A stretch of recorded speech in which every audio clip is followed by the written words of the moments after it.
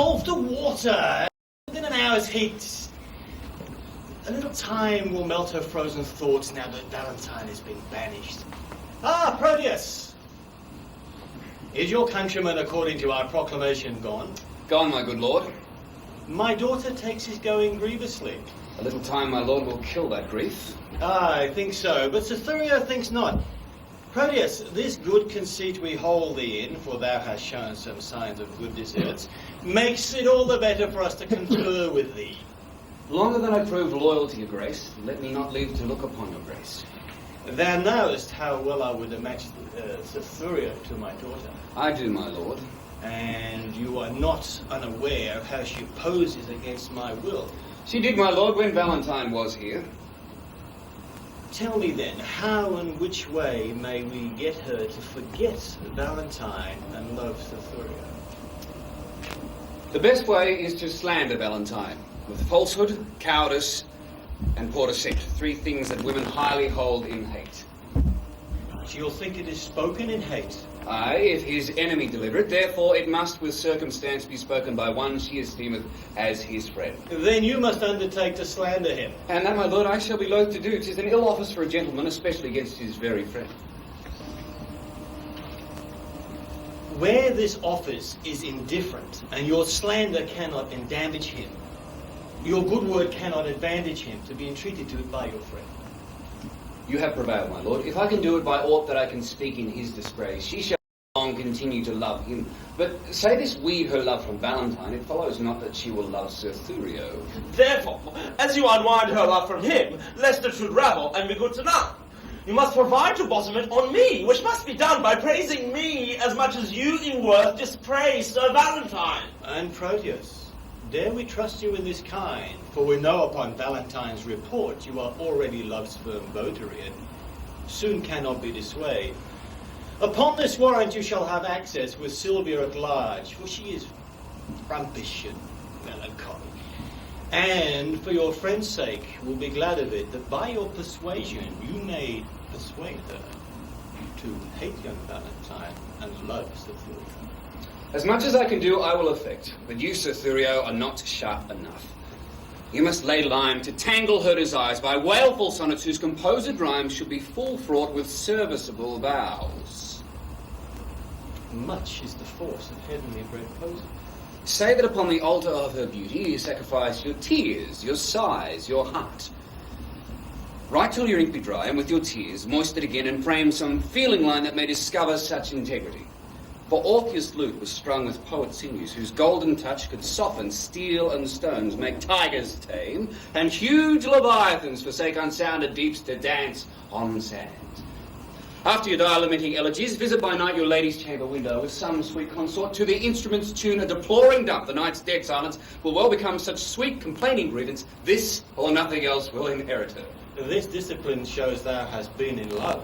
And thy advice this night put in practice. Therefore, sweet Proteus, my direction giver, let us into the city presently to sort some gentlemen well skilled in music.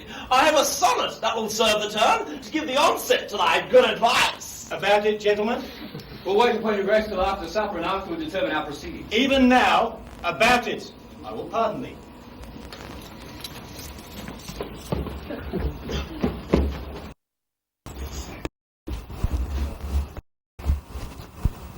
Already have I been false to Valentine, and now I must be as unjust to Cytherea.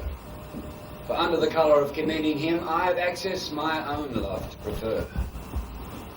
But Sylvia is too fair, too true, too holy to be corrupted with my worthless gifts. When I protest true loyalty to her, she twits me with my falsehood to my friend. For beauty I commend my vows, she bids me think how I have been forsworn in breaking faith with Julia, whom I loved. And notwithstanding all her sudden quips, the least whereof would quell a lover's hope, yet spaniel-like, the more she spurs my love, the more it grows and falleth on her still. But here comes Cytherea. Now must we to her window to give some evening music to her ear.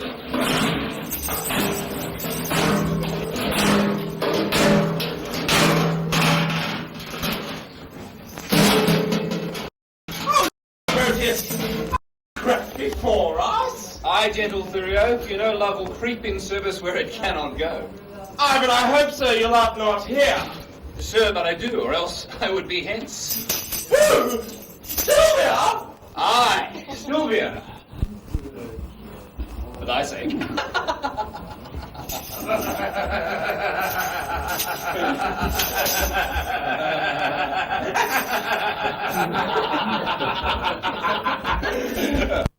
I thank you for your aid. Gentlemen, let's cheer. Let's do it lustily a while.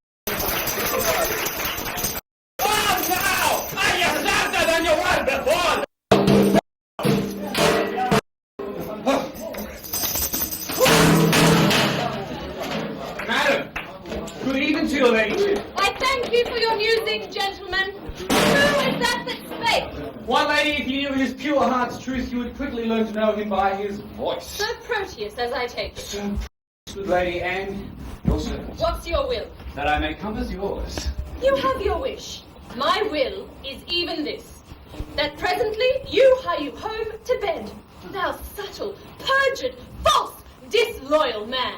Think'st thou I am so shallow, so conceitless, to be seduced by thy flattery that hast deceived so many with thy vows? Return, return, and make thy love amends. For me, by this pale queen of night, I swear, I am so far from granting thy request that I despise thee for thy wrongful suit, and by and by intend to chide myself even for this time I spend in talking to thee. I grant, sweet love, I did love a lady, but she is dead. 'Twere false if I should speak it, for I'm sure she is not buried. Say that she be. Yet Valentine, thy friend, survives, to whom thyself art witness. I am betrothed, and art thou not ashamed to wrong him with thy importunacy? I likewise hear Valentine is dead. And so, suppose am I, for in his grave assure thyself my love is buried. Sweet lady, let me rake it from the earth.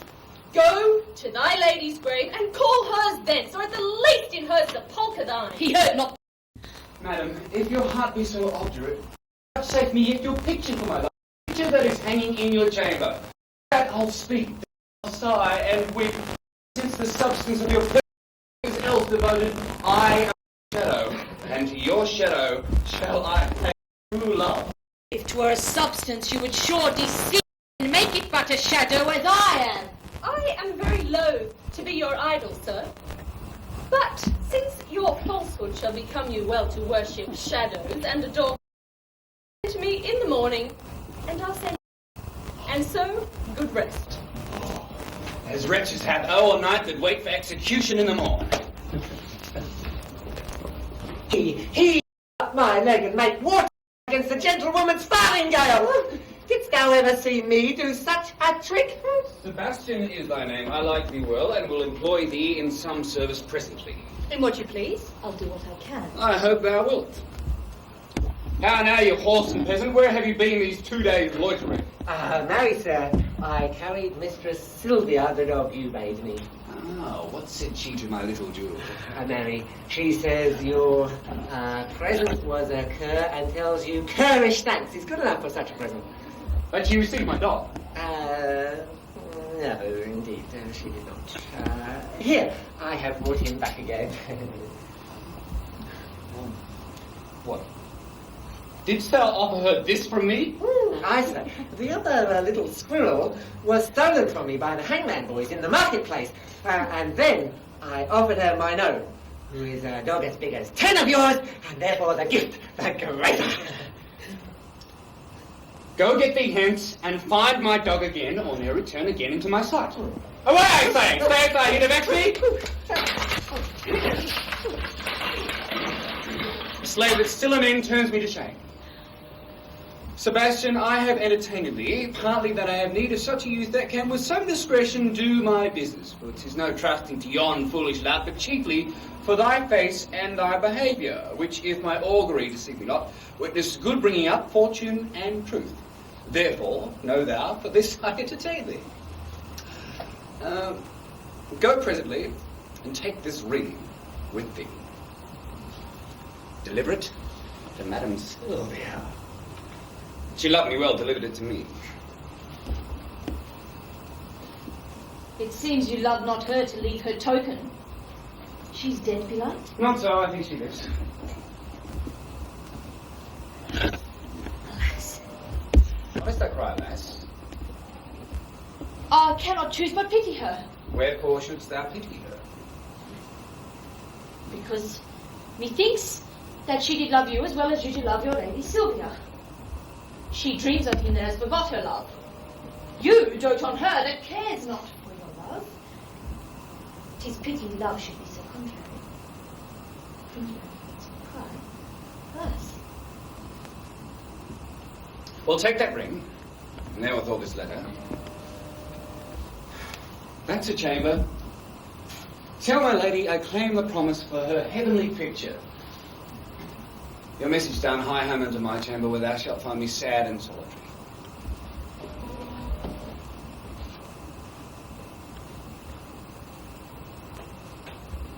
How many women would do such a message? Alas, poor Proteus. Thou hast entertained a fox to be the shepherd of thy lambs.